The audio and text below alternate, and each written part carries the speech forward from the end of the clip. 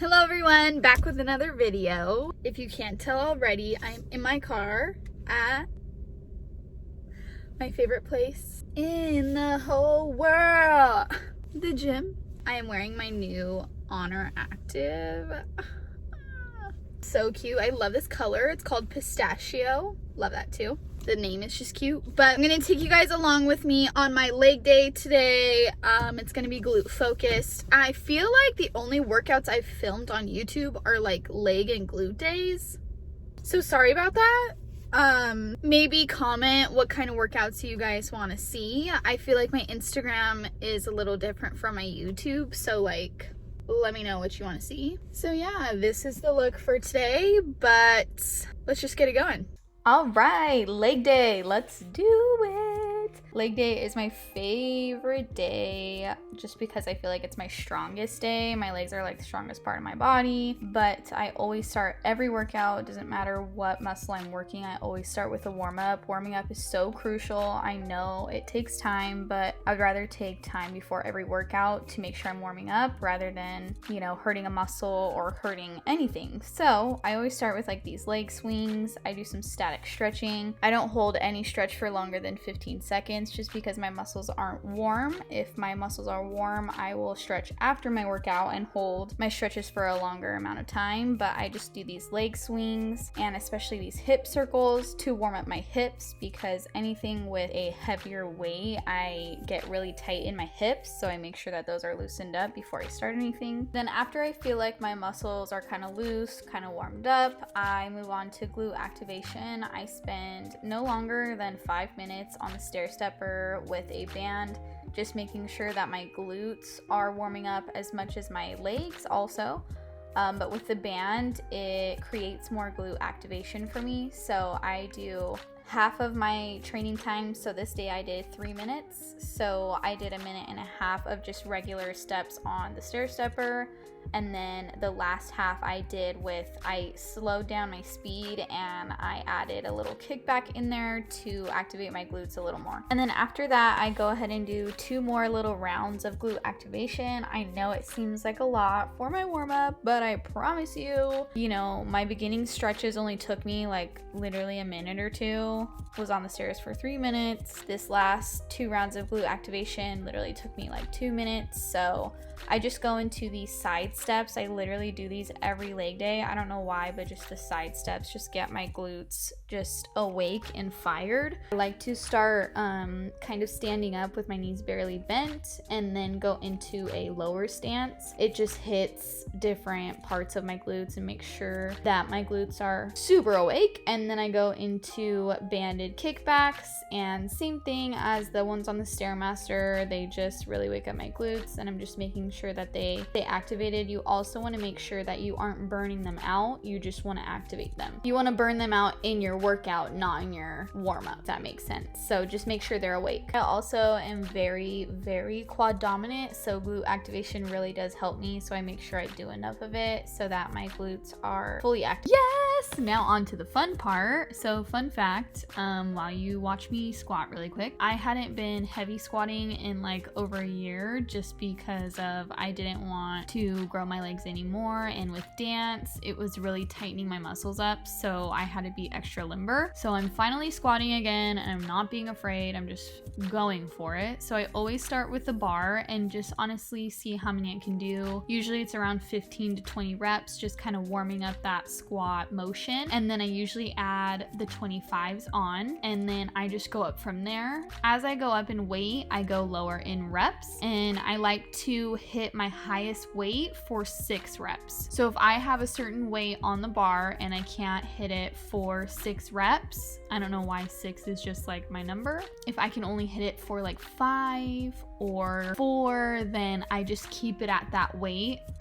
But then if I feel strong enough and I can hit like 7 or 8, I'll add a little bit of weight on and just go until I can hit 6 reps comfortably. Also notice that my stance is kind of in a sumo stance. I have always squatted in that stance just because it's most comfortable for me. Does anybody else struggle getting the 45 plates up there? Like, Am I the only one? No one really talks about it. But anyways, yes, I do keep a sumo stance. That's just comfortable for me. And also I am so quad dominant that if I were to squat regular parallel stance, I feel it in like my whole quads. So I have always turned my toes out and kept my stance wider to feel more of the tension in my glutes rather than just my quads alone. Alrighty, hip thrusts. Also something that is not my favorite. I am totally an RDL girl when it comes to like working your glutes and things like that. So this is something I'm working on. That's why my weight isn't as high as I guess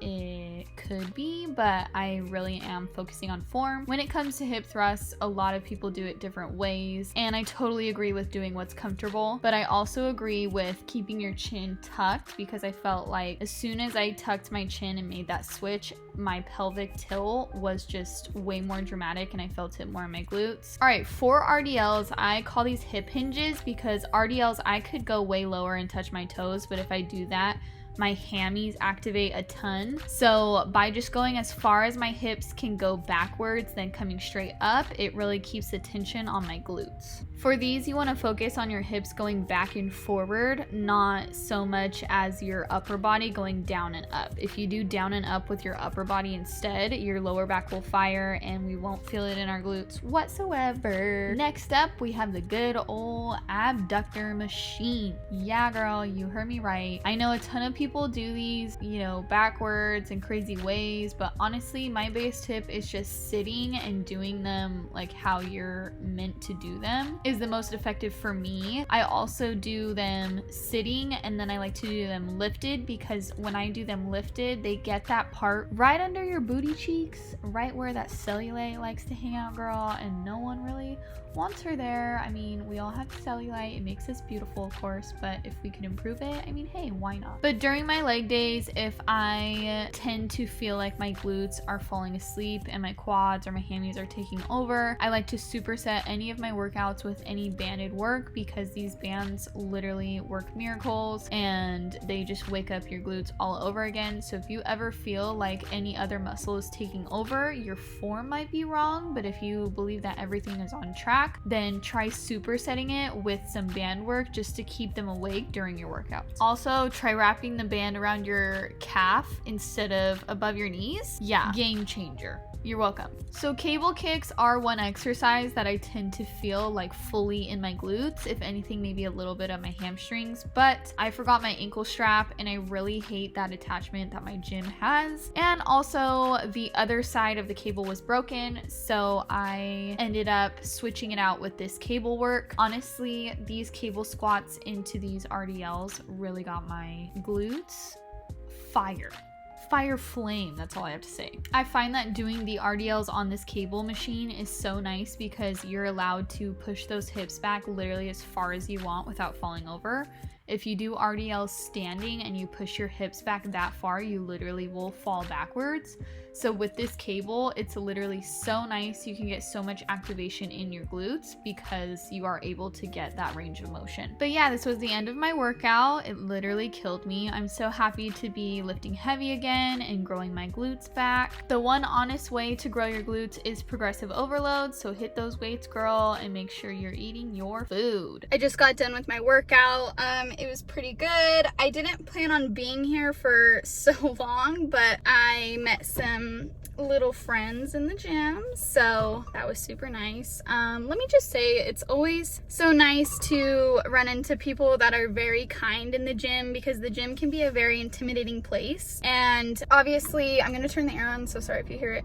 But obviously, gym intimidation is something that, you know, can still happen even if someone like me that's been in the gym for like years now, you know, it can still happen, especially if you're alone and you're not with like a friend or something, you know, that can still be possible. So people in the gym that constantly are just judging what other people are doing and just making people feel uncomfortable, like, you know, just be kind. You never know how that person's day is going. You never know. I don't know, just, you never know. So just be kind in the gym, because the gym is it can be a very overwhelming place. So, but yes, I finished my workout. I got a pretty good one in. I wanted to get my squats a little heavier, but hopefully next week we can get there. I'm wearing my new Honor Active, and oh my god, My leggings didn't move, my sports bra didn't move. I like to tuck this one under just because it's a little long, but oh my god, they felt so nice. They just hug me in the right places. These like lay completely perfect and they didn't budge, no sweat stains, and I was sweating a lot today. And I love this color, it's so beautiful. But yeah, so anyways, I hope you guys enjoyed this workout. I've been keeping my leg days recently just strictly the same movements, you know, hip thrusts, RDLs, squats, and just trying to progressive overload and get my weights up so that my muscles can grow. Progressive overload is when you keep the same type of exercises and then you just try to up your weight when you can, hopefully every week, but I haven't upped my weights in a little while, so I'm finally getting comfortable with the heavy weights again, and then, you know, soon I can get higher and higher weight, so I'm really excited to see the strength that I have ahead of me. So anyways, I am going to go eat a fat ass lunch. I'm super hungry. I'm gonna make sure I get my protein in after my workout and just eat some healthy, whole, nutritious food. So little background change, but I am pulling up to my house right now. I just wanted to say thank you guys so much for watching, and let me know what kind of workouts you guys want to see from me. I share a ton of workouts on my Instagram, so go ahead and check that out. I also want to share some more workouts on my YouTube so that I can go in more depth with details and how I do things and explaining the movements, and I can't do that really on Instagram, so let me know what kind of workouts you guys want to see on this channel. And once again, thank you so much for watching and supporting me. But I will see you guys in my next video.